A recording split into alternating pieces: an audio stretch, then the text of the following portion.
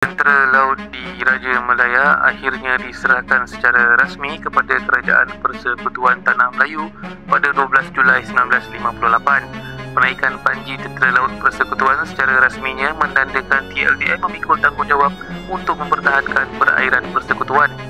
TLDM memulakan tugasnya hanya dengan sebuah pangkalan pusat di HMS Malaya dan sebuah armada kecil yang terdiri daripada sebuah kapal LCT, 2 buah kapal penyapuran jauh Minesweeper dan 7 buah kapal ronda.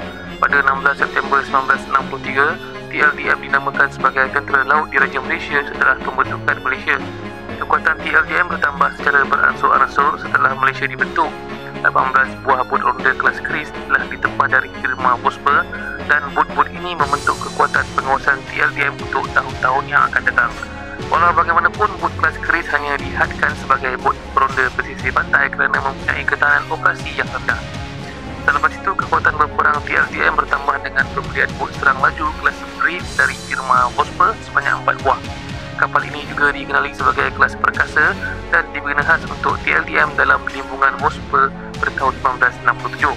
Kapal serang laju perkasa ini dilengkapkan dengan 4 torpedo 21 inci, sebuah meriam Bofors 40mm dan 1 meriam 20mm di bahagian buritan. TLDM mendapat sebuah kapal lagi apabila Royal Navy memindahkan frigate kepada TLDM pada tahun 1964. Kapal tersebut dinamakan semula sebagai KD Hang Tuah.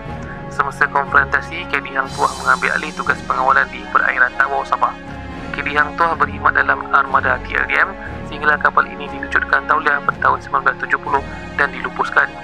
Pada tahun 1970 pula, TLDM memperoleh lagi kapal frigate HMS Mermaid dari Royal Navy bagi menggantikan KD Hang Tuah yang tidak lagi berkhidmat.